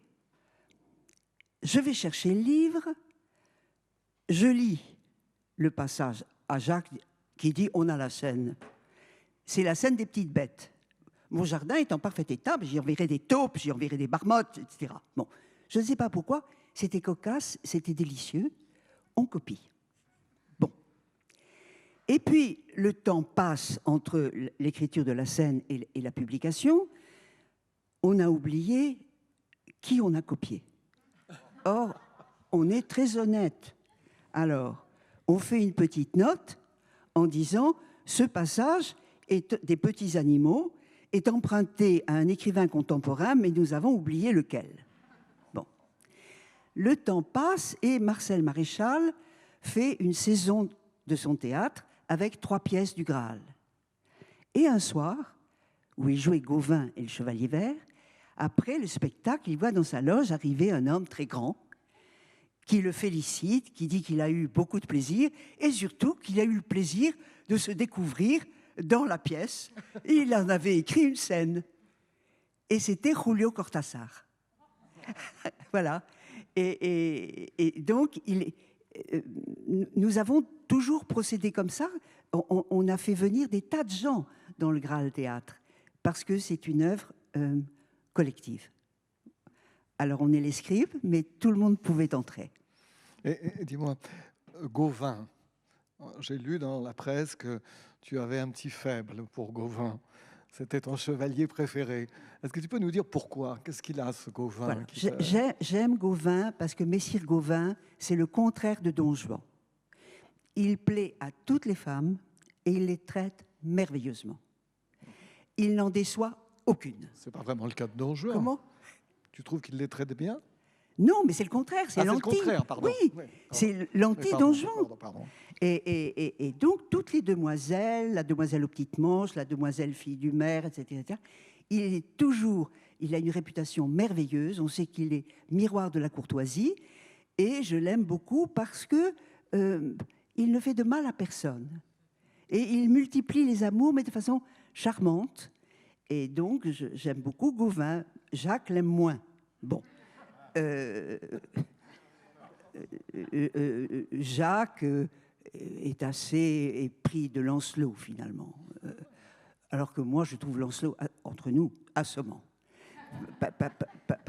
Enfin, bon, bref, c'est une autre histoire, mais on a des rapports très... Et sur d'autres personnages, ça existe? Tu as une antipathie pour certains? Ah oui, je ne peux pas supporter la reine Guenièvre. Ah oui. Tu peux nous dire un peu pourquoi? Qu'est-ce qui te... Elle est très froide, au fond. Elle aime faire souffrir. Et elle aime par-dessus tout se faire enlever. Alors, toute l'histoire de la cour, c'est des enlèvements de la reine. Alors après, toute la cour part la chercher. Tout le monde est mobilisé, le roi Arthur, bon, tout le monde, elle est insupportable. Et bon, et puis, enfin. Bon. Alors, justement, on va passer à un troisième extrait où nous allons l'entendre, cette fameuse reine Guenièvre. Alors, il s'agit de Morgane contre Guenièvre, la scène 9, le jugement de Guenièvre, entre Guenièvre et Lancelot. C'est le lieu 6, chambre d'amour. Mais pour parler de cette scène, il y a un personnage nouveau qui intervient qu'on n'a pas entendu, c'est Galeot. Est-ce que tu veux bien nous... Parce que c'est important qu'on sache qui il est pour qu'on comprenne l'enjeu. C'est un personnage capital dans la matière de Bretagne parce que finalement, c'est le premier homme amoureux d'un homme qu'on trouve dans cette matière. Le roi Galeot, sire des îles lointaines, tombe follement épris de Lancelot en le voyant combattre. Et le Galeot entrera dans son amitié, mais comprendra très vite que l'être qu'aime Lancelot, c'est la reine Guenièvre. Et avec une force d'âme extraordinaire, c'est lui qui, sachant la timidité de Lancelot, demandera à la reine, le premier, un baiser pour Lancelot. Et il y a beaucoup de miniatures du Moyen-Âge, magnifiques, qui montrent le roi Galeot, qui est très grand comme un géant, qui rapproche les deux visages de Lancelot et de la reine. Et le premier baiser de la reine, est demandé par Galeot. Lancelot va passer plusieurs années, 6 mois à la cour du roi Arthur et 6 mois chez Galeot. Donc il n'est pas indifférent à Galeot. Mais il n'est pas enterré, Lancelot n'est pas enterré avec Galeot? Oui. C'est ça, oui. Hein? À sa demande. À sa demande. Il sera enterré avec Galeot, ce qui n'est pas rien. Ce qui n'est pas rien. Place aux acteurs. Galeot m'avait dit cette nuit-là, vous souvenez-vous? À la Saint-Jean. Galeot m'avait dit, si Lancelot vous aime, il n'aimera que vous et vous devez toujours vouloir son bien. Et alors vous m'avez embrassé devant lui. Il le voulait ainsi. Ensuite, je vous ai prêté à lui. Mais il a toujours été clair que vous n'étiez à lui qu'aussi longtemps que je n'avais pas besoin de vous. Il l'a accepté. Il n'en semblait pas malheureux.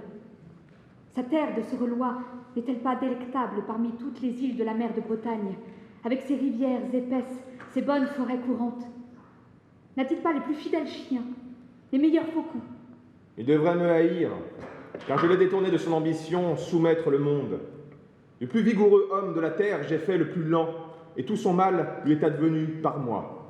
Ses châteaux se sont écroulés, les rêves le tourmentent continuellement, dont un en particulier. Raconte-moi, Lance. Il est perdu au milieu de la foule de Camalot. Un serpent blond et bleu se fraye un passage jusqu'à lui. Tous s'écartent, mais lui ne peut pas bouger. Le serpent le couvre de flammes et il perd la moitié de ses membres. Qu'ont dit les scribes? Je sais seulement ce qu'il m'a révélé de leur consultation. Le serpent dont j'ai rêvé et qu'il prenait la moitié de mes membres, m'a-t-il dit, c'est la mort, quand elle me prendra, mon charnel ami. Tu comprends? Serais-je la mort? Il ne te voit que blonde et bleue. Son rêve aurait-il changé de sens s'il m'avait vue brune? Non, car il ne pourra jamais voir comme moi ta blondeur brune ou ta bruneur blonde. Laquelle préfères-tu? Je préfère quand tu veux savoir ce que je préfère, car il n'en est pas toujours ainsi. Que veux-tu? C'est étrange. Avant le coup de force de ma sœur, quand la cour était réunie, que tous les chevaliers étaient là, il me trouvait la plus belle. Les visiteurs étrangers me courtisaient. Arthur écoutait. Les dames se confiaient à moi, je les conseillais. Quelqu'un arrivait, une aventure commençait, une autre se terminait. Je me sentais parfaitement bien et je n'avais aucun désir, pas même de toi que j'aime. Je te disais des choses que tout le monde pouvait entendre.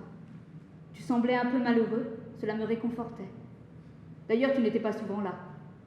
Arthur était indulgent, lointain, affectueux et indifférent comme toujours. Cela aurait pu durer éternellement. Et aujourd'hui? J'aimais qu'on m'enlève, tu sais. Je faisais un long voyage où l'on s'occupait merveilleusement de moi, car on me respectait. Même si on m'enlevait par désir, ce désir ne pouvait aller jusqu'à la violence. Je finissais par être troublée de provoquer chez un inconnu, un Méléjaon, un Valerin, une telle folie. Folie, car mon ravisseur ne pouvait pas réussir, puisqu'il y a Gauvin, puisqu'il y a toi pour me retrouver. Et alors je commençais à penser à toi comme si tu étais l'homme qui m'avait enlevée. Je t'enlève quand tu veux. Idiot, si tu m'enlevais, je ne pourrais plus t'aimer. Et puis tout a changé. Il y a un mois, alors que cela faisait si longtemps que tu étais absent, on a enlevé Arthur. On l'a détourné de moi. Ma sœur, cette version imparfaite de moi-même, commune, facile. Je crains fort qu'il ne lui ait pas résisté.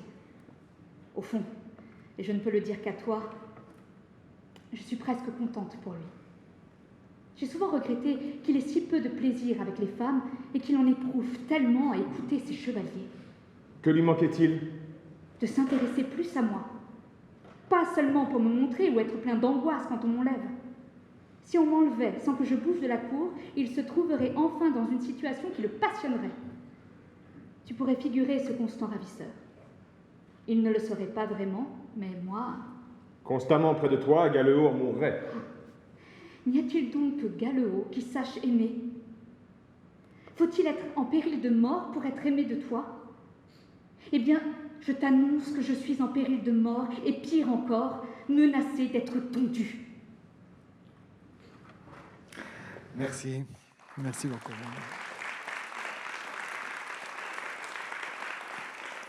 Alors, les dernières phrases, les derniers mots, menacée d'être tondue. Ça veut dire que vous avez puisé dans toutes les époques.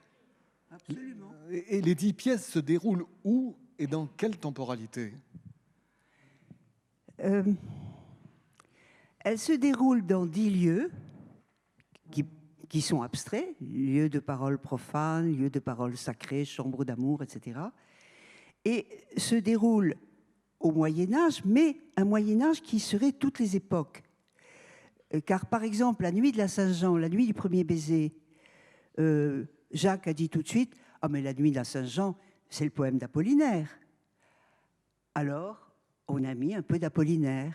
Quand vacillent les lucioles, la nuit de la Saint-Jean, la barque ou barcarolle, enfin, je sais pas, quelques vers d'Apollinaire.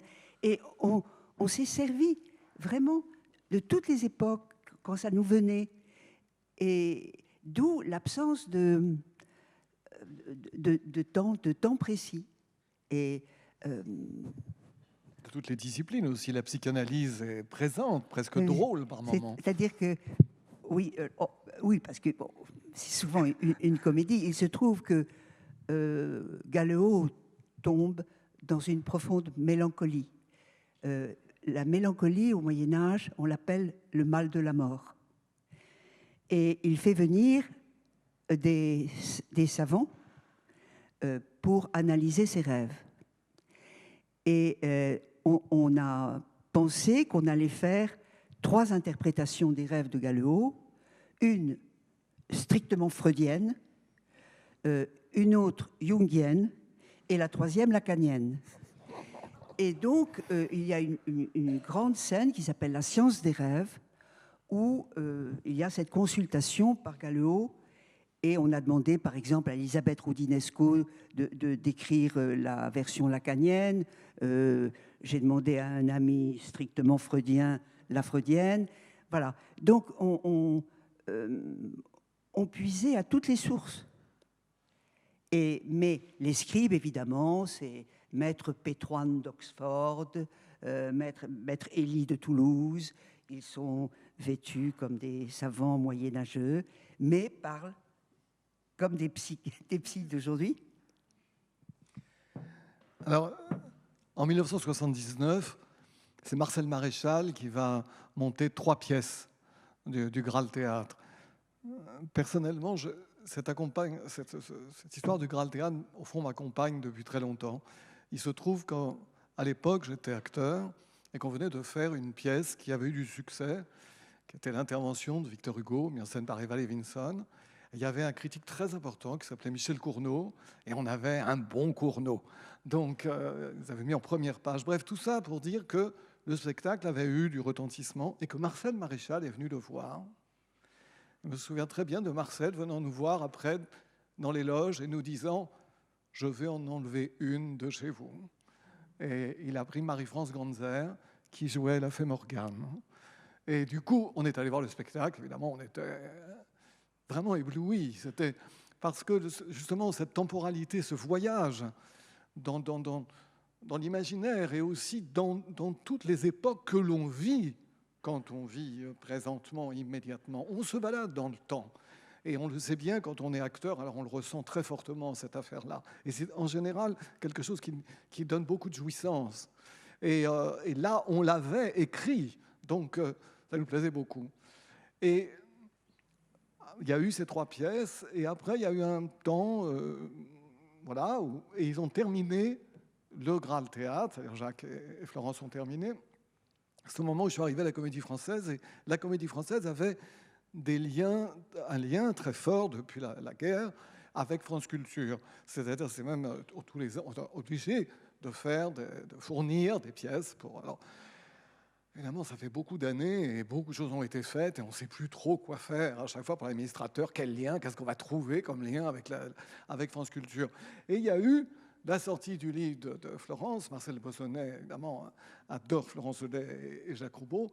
Et on s'est dit, mais c'est le moment ou jamais de réaliser à France Culture l'intégralité du Graal. Je vous invite à écouter cette intégralité par les comédiens du Français. Ça me permet de dire que la radio est quelque chose qu'il faut absolument défendre. La radio donne à l'acteur la possibilité de travailler, parce qu'on ne répète quasiment pas. Il faut faire tout. Donc il faut de grands interprètes, des gens qui savent tout de suite se mettre dans le bain.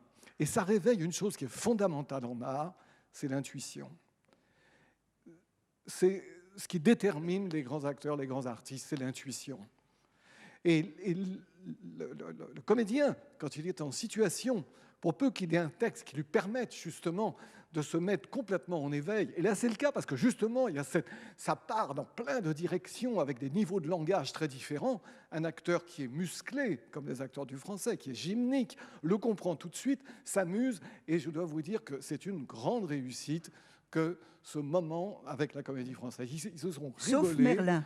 Et c'était très agréable. Sauf l'acteur qui jouait Merlin était très triste. Ah, voilà. Ça n'allait pas du tout. Mais de reste, oui. Mais Merlin, non. Ouais. Mais c'est très dur, Merlin. De toute façon, j'ai pas non plus... Quand Christian Schiaretti s'est allié avec Julie Brochen. Julie Brochen pour monter trois pièces du Graal... 5. 5. Nous en avons réalisé 5. Oh là là. Je vais le dire. J'aimais pas non plus Merlin. Le problème, c'est que je ne vois que Roubaud en Merlin. C'est ça le problème. Ouais. Et en arrivant ici au TNP, évidemment, le problème, qu'est-ce qu'on monte comme œuvre? Et là, évidemment, m'est revenu ce Graal théâtre, cette histoire européenne. Et j'en ai parlé à Christian, qui l'a lu et qui a trouvé formidable. Et on s'est dit, on ne peut pas le faire tout seul. Et il ne faut pas le faire tout seul. C'est-à-dire, il faut qu'on trouve, comme ils étaient à 2 pour l'écrire, on s'est dit, il faut qu'on trouve un théâtre historique du lien avec la province, avec le théâtre de décentralisation. Et c'est comme ça, le TNS, le Théâtre National de Strasbourg, alors lui a vraiment été créé pour être une antenne de la création en province, ce qui n'est pas le cas du TNP. Enfin, vous avez suivi les débats, c'est l'histoire, mais ça n'a pas été fait pour ça. C'est Planchon qui a réussi à attirer ce merveilleux sigle ici. Par contre, dans le cas du TNS, il y avait une volonté vraiment de l'État, parce qu'il y a une antenne. Donc, on s'est associé. À l'époque, Julie Brochen venait d'être nommée au TNS, et Julie, beaucoup, Jacques et Florence, et elle était très excitée par cette affaire, et on a dit oui. Et on a réalisé 5. On a réalisé Joseph d'Arimathie, Merlin l'Enchanteur, Gauvin et le Chevalier Vert, Perceval le Gallois et Lancelot du Lac. Et malheureusement, Julie n'a pas été renouvelée dans la direction du Théâtre National de Strasbourg. Et nous avons perdu un partenaire. Et vous savez, quand un nouveau directeur arrive, il reprend rarement ce genre d'entreprises qui sont assez lourdes, ce qui demande des investissements financiers importants. Enfin, et donc, ça s'est arrêté comme ça. Donc, ça reste toujours à faire. Et pour nous, là, c'est un grand regret. Parce qu'il y avait un caractère à la fois de pièces du répertoire et en même temps de ce fameux mot de création qui est très, très abusif maintenant. Pour le coup, la création, c'était pour la première fois qu'on pouvait entendre et voir réaliser sur scène les 10 pièces. Donc on justifiait le mot création, on pouvait dire, au TNP pour ça. Sinon, je me permets juste cette parenthèse sur la création, on en est arrivé à un point assez étonnant maintenant. C'est-à-dire que n'importe quel metteur en scène qui a un lieu et qui monte le Misanthrope ou je ne sais quoi, dit création.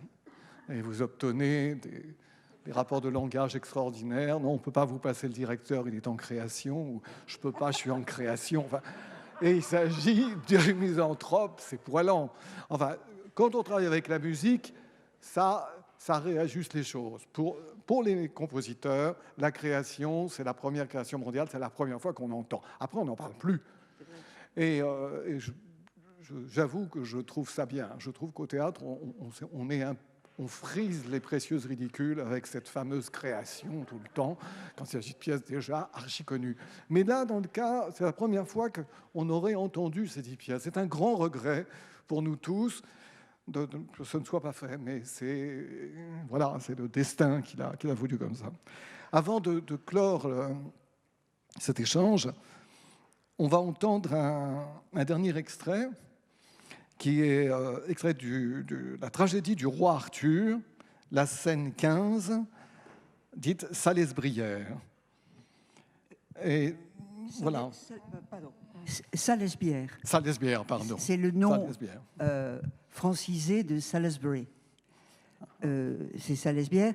Et simplement vous dire qu'il s'agit d'une tragédie et que il y a une très longue partie en vers que Roubaud a écrit seul. Parce que l'alexandrin, moi, je ne connais pas. Je veux dire, je ne sais pas. Et donc, le passage va commencer par un sonnet, mais après une très longue tirade en alexandrin qui est magnifique. Qui est entièrement de Jacques. Entièrement de Jacques. C'était une volonté de sa part ou c'est une délégation de toi? Non, c'est moi qui ai dit, je ne connais rien. Moi, je sais écrire en prose, mais Et puis, Jacques a beaucoup travaillé sur l'alexandrin et il est très familier avec lui. Et vraiment, là, il y a une très longue tirade de l'écuyer d'Arthur, Giroflée, qui raconte la bataille de Salesbière et qui est vraiment magnifique. Il y a beaucoup de vers d'Hugo, d'ailleurs, dedans. Pris ou en citation? Non, pris. En effet, Non, pris carrément, pris. comme Cortázar. Absolument. Oui, Florence a accepté de lire les didascalies pour cette scène, c'est-à-dire qu'elle redevient ce qu'elle a été, une actrice. Et merci d'avoir accepté. Et tu liras le personnage de Quai, Voilà, anciennement Kex. Voilà. je le ferai. Giroflée regarde le ciel où de gros nuages noirs passent devant la lune. Au champ où la bataille fut livrée, dès que le ciel s'est voilé de nuit sombre, je vois en l'air combattre encore les ombres, des morts luttant avec férocité. Hommes, chevaux en rang, bien ordonnés, semblent là-haut se tuer en silence, et les seigneurs menacés de leur lance, ceux-là qui ont la lutte abandonnée. Qui fait cela? Ont les morts telle rage et plus de haine encore que de courage?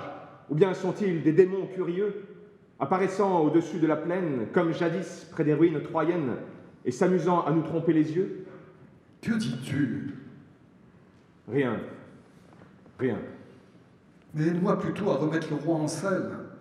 Il veut absolument aller voir la mer. Il faut étape à la chapelle noire, où des moines chantent en grégorien. Le roi épuisé, agenouillé, prie. Il ne bouge pas. Quai le contemple longuement.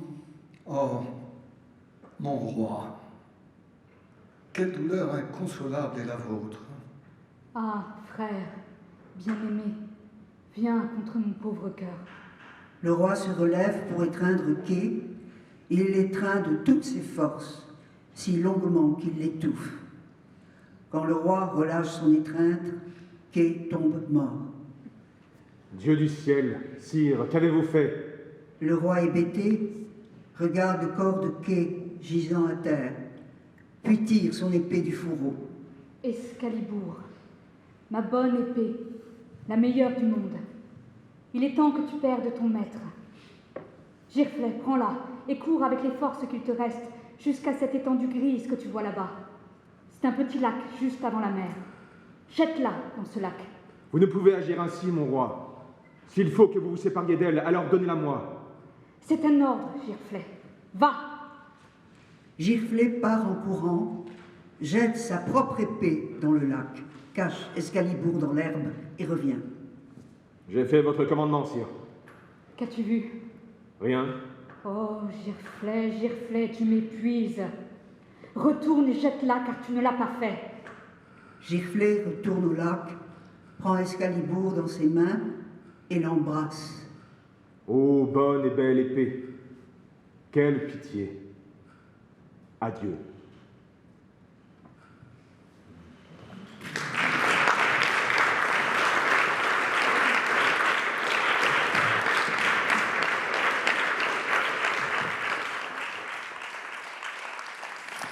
Merci. Merci Florence. Merci beaucoup. Et merci à Jacques.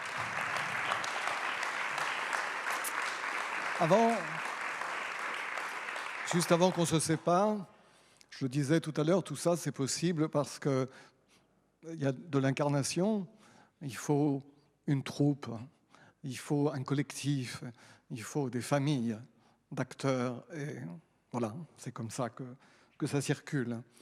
Donc, j'ai choisi, ils étaient 12 au départ, quand on a commencé ici avec Christian. Et puis évidemment, sur 18 ans, il y a eu des départs, des revenus. Enfin, au bout du compte, ils en étaient 21 à faire partie de la troupe. Et pourquoi j'ai demandé à Juliette et à Damien d'être là? Parce que comment choisir les autres? Mais eux continuent l'affaire de la troupe. C'est-à-dire que Juliette a une compagnie Et vraiment, c'est une compagnie avec un esprit où vous travaillez tous ensemble depuis un moment. Enfin, ensemble, vous êtes solidaires et vous montez toutes les pièces ensemble, vous redistribuez les rôles. Enfin, il y a cet esprit de compagnie utilitaire. Une femme fait un homme fait une femme. T'as pas l'âge, on s'en fout, il faut le faire quand même. Enfin, ce que nécessite la troupe, il faut y aller. Donc, elle perpétue cet esprit avec une troupe qui marche très très bien, qui est fixée à Grenoble et dont on a accueilli plusieurs spectacles ici. Donc ça me semblait important qu'elle soit là. Et puis Juliette avait été la reine dans Ruy Blas. Mais enfin, je ne vais pas citer tout ce qu'elle a fait. Mais par contre, il y a une chose qui l'a profondément marquée, qui nous a marqué, c'est évidemment la Jeanne de Delteil. Donc cette Jeanne de Delteil avait été créée par Camille Grandville du temps où nous étions à Reims avec Christian. J'en avais fait l'adaptation. Christian l'a repris et il l'a confié à Juliette. C'était un sacré défi parce que c'était un très bon spectacle et Juliette Grandville y était absolument exceptionnelle. Et Juliette a été exceptionnelle. Donc, bravo Juliette. On a repris plusieurs fois ce spectacle qui a tourné dans beaucoup d'endroits dans toute la France. Damien. Alors, Damien, c'est pareil, il continue l'aventure de la troupe. Il a eu l'audace de créer un festival, le Festival des Pierres Dorées, c'est ça ? Voilà. Et qui a lieu tous les ans. C'est pas rien, hein ? C'est beaucoup de travail. Et là aussi, dans un esprit solidaire, avec une grande confiance entre ses acteurs et lui. Ça fait maintenant 6 ans. Et il gagne de plus en plus de... 10 ans, excusez-moi, 10 ans. Donc bravo pour ces 10 ans. Et dans son passage ici... Damien aura beaucoup marqué avec la reprise, là aussi, d'un spectacle très important de Christian, qui était Le Laboureur de Bohème. Et c'était un très grand succès, Le Laboureur de Bohème. Et Christian a voulu le reprendre ici. Et c'est Damien qui a été donc le dernier laboureur. Il était vraiment remarquable. Et en plus, je dois dire, c'était Jean-Marc Bory qui avait créé le rôle. Jean-Marc Bory est un immense acteur. Et c'était avec Serge Maggiani qui faisait la mort. Mais il n'avait pas l'âge du rôle. Et j'aime beaucoup la version avec Damien, parce que c'est un texte sur la femme vient de mourir alors que l'enfant vient de naître, donc ils ont 30 ans.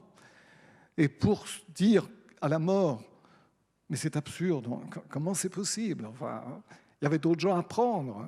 Pourquoi ma femme, maintenant, sur un jeune homme de 30 ans en pleine vigueur, je trouve qu'on entend encore mieux, et comme Damien a cette solidité qu'on a pu là entendre, cette franchise qui sort de lui comme ça, très, très naturellement, c'est un très beau laboureur. Donc, je te remercie beaucoup.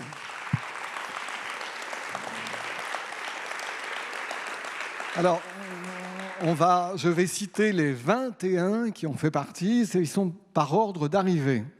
Donc, Laurence Besson, Olivier Borle, François Rabette, Ruth Vega Fernandez, Jeanne Brouet, David Mambouche, Anne Martinella, Jérôme Quintard, Damien Gouy, Clément Morinière, qui faisait la mort, Julien Tiphaine, Clémentine Verdier, Julien Gauthier, Émeric Le Cerf, Juliette Rizou, Nicolas Gonzalez, Yasmina Remil, Baptiste Guiton, Maxime Mention, Nelly Pulciani, Clément Carabédian. Bravo à eux.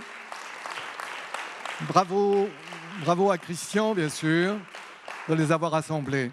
On terminera, pas de mots supplémentaires, je leur ai proposé un petit jeu, ils ont accepté. C'est le fameux, vous savez, l'inspiration de Pérec, je me souviens. Donc je leur ai dit d'écrire à chacun 25 je me souviens, on va les entendre, et puis après, on n'ajoute plus rien, on se séparera.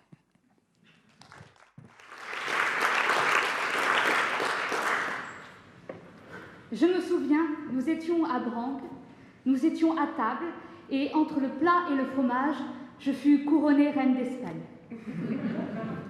Je me souviens de mon premier rôle au TNP, le boucher, aux côtés de Vladimir Gardanov dans Coriolan, mon premier spectacle sur le grand plateau, une toute petite scène pour redémarrer après l'entracte, mais une scène que tous les deux. Je me souviens de Coriolan, des drapeaux rouges, de la voix de Vladimir. Je me souviens de ma course effrénée dans Coriolan où je sortais à court en Volsque et devais traverser le dessous pour me changer en romain, remonter à Jardin, prendre un drapeau et traverser la Seine. Je me souviens, pour la sûreté de son corps, le dit Seigneur, ouais. Pour la sûreté de son corps, le dit Seigneur, ouais. Fais faire à la dick pucelle, fais faire à la dick pucelle, ah ah ah, ah ah ah, ouais. Je me souviens de mon premier pantalon essayé en atelier costume, pour Coriolan toujours, étiqueté TNP, qui s'avérait être celui de Claude Brasseur dans Georges Dandin, mise en scène par Planchon. Je me souviens de Christian interrompant une représentation de Coriolan, car Roland, malade, n'y arrivait plus. Du lendemain, quand Armand a repris courageusement le texte en main, et lorsque Roland a pu endosser de nouveau le rôle de Ménénus, Christian, costumé en valet, le suivait partout avec un siège. Je me souviens de cette dernière soirée de dernière par-dessus bord, fermeture du Grand Théâtre avant travaux, dernière soirée sur ce plateau qui renferme tant de fantômes, tant d'énergie passée. J'ai usé les moquettes du spectacle en y dansant jusqu'au petit matin. Je me souviens des mots de Christian pour les obsèques d'Armand. Je me souviens de ma sieste au Théâtre de la Colline, avant l'entracte, pendant l'intégrale de Par-dessus bord de Michel Vinavert, relais dans la loge avec un camarade qui finissait la première partie et moi qui commençais la seconde. Je me souviens de ce jour d'été où, avec Nicolas, tels deux musiciens, accompagnés de notre chef d'orchestre Christian et d'un acousticien, nous avons accordé, comme on accorde un piano, la salle Roger Planchon. Nous l'avons accordé à nos voix sur les vers d'Hugo. Je me souviens de la troupe au Maroc, 5 semaines d'évasion sur les pas des grandes tournées du TNP, Marrakech, Rabat, Fès, les plombs qui sautent à Agadir, finissant la pièce éclairée par les petzels des techniciens, la route coupée pour jouer le barbouillé devant la porte Bab el-Mansour de Meknès, le tapis ramené, les périples à travers Casablanca, et aussi les 10 jours à Séoul, première claque en terre asiatique. Je me souviens de l'appartement Villeurbanne d'Isabelle, de ses livres, de ses souvenirs, de ses cours de vie et de lecture. Je me souviens de la joie de création à Strasbourg du Graal Théâtre, avec cette scène impossible à apprendre pour notre loulou, notre Merlin, autour de la tactique d'attaque à mettre en place autour de la cible, et de ces fous rires tous les soirs au plateau parce qu'il n'arrivait pas à s'en sortir. Je me souviens de chaque jour, car chaque jour nous avons pu exercer du matin au soir et du soir au matin notre métier. Comme l'hôpital a besoin de médecins, le théâtre a besoin d'artistes. Je me souviens de Quai, frère d'Arthur. Qu'est-ce que c'est que cette histoire? Je voudrais bien qu'on m'explique. De toute façon, quoi qu'on m'explique, je serai contre.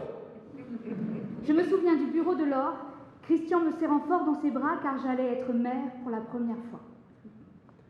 Je me souviens des retours à pied de l'Odéon aux côtés de Laurent Terzieff. J'avais loué une chambre pour l'exploitation qui s'était avérée proche de la rue du Dragon.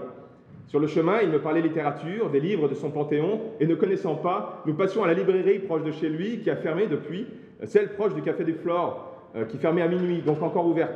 Tu n'as pas lu ça? Viens, il faut que tu lises ce livre, je le place très haut dans mon Olympe littéraire, et il m'achetait le livre. Je me souviens. La spinacho, la bocho, cigaretto porto bello, siraki spagaletto, tila tila tila toi. Je me souviens de cette invitation à dîner chez Isabelle Sadoyan avec Laurent Terzieff, dans son magnifique appartement de Villeurbanne qu'elle partageait longtemps avant avec Bouise. Je me souviens du goût de mes larmes en 2007 pour mon tout premier salut et de celle de 2019 pour mon dernier salut à cette si belle maison. Je me souviens des premiers vers du Sganarelle et le cocu imaginaire, où je jouais le papa fâché, où la peur de perdre mon texte me pétrifiait et faisait que je perdais mon texte, me forçant à inventer des nouveaux vers tous les soirs devant l'œil amusé des camarades qui étaient tous au plateau derrière moi. Je me souviens de la cloche à fromage, de la fondue au vin rouge et de l'odeur de nos cheveux dans les rues de Strasbourg. Je me souviens des pleurs d'angoisse et de peur avant d'entrer en scène pour faire entendre le laboureur. C'était la première fois de ma vie que je ne voulais pas aller jouer. Je me souviens des baisers échangés. Embrasse-le si s'estant. Baise-lui la bouche et la face. Et molle tes seins à l'île embrasse. Corps à corps, bouche à bouche estant. Sun esperit, aitan ram. Tristan Isolde. Je me souviens des 164 tops de la pauvre Chloé, régisseuse son sur Don Quichotte, où elle devait suivre tous les bruitages de l'imitateur universel Yourde. Je me souviens des musiques africaines qui ont bercé nos répétitions des Molières lorsque nous répétions à Sainte-Thérèse. Je me souviens de voir sortir à la pause avec tous les fumeurs, moi étant non-fumeur, pour écouter les notes du patron, parce que sinon, quand il revenait, il avait déjà tout dit aux autres et on passait à autre chose. Je me souviens des danses, des rires, des fêtes, du vin. Je me souviens de ce pauvre comité de lecture que nous avions essayé de mettre en place, mais qui passait toujours après le reste, et on a fini par l'abandonner après 3 ans. Je me souviens des longues parties de jeux de déplacement de carton, telle une bataille navale pour par-dessus bord. Je me souviens d'une dame venant se présenter à moi sur le parvis du TNT, que je ne connaissais pas, mais qui s'est avérée être une grande tante de ma propre famille, Annie Salagé, grande poète française, que je n'ai jamais cessé depuis de lire et dont j'aime à partager ces grands textes si profondément humains. Je me souviens... Orléans!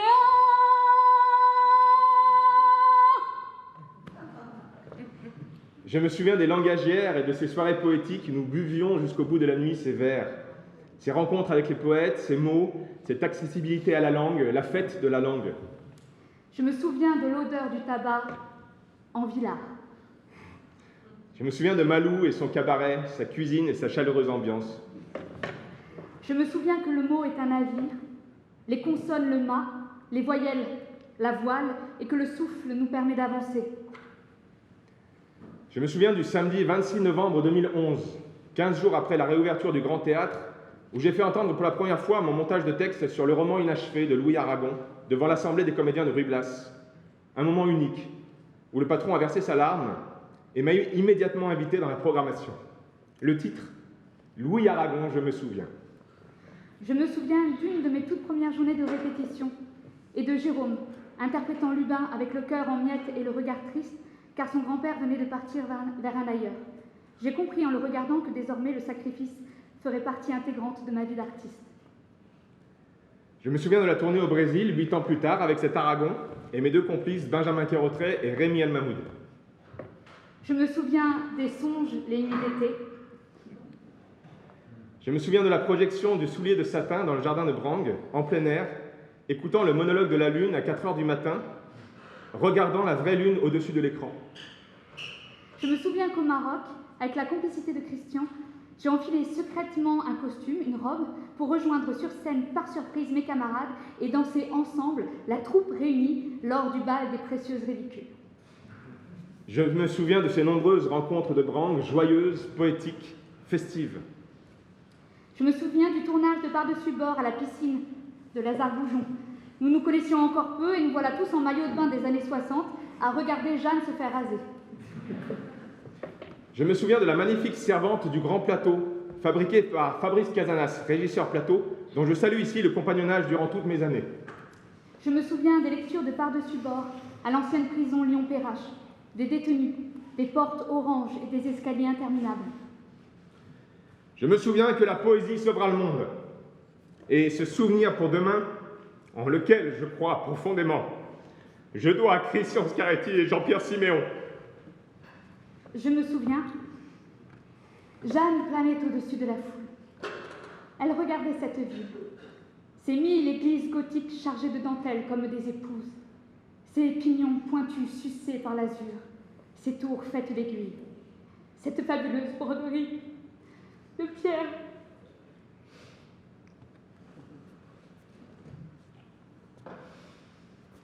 Ces joyaux d'art et d'humanité. Il faisait tout, maintenant, tout, étrange.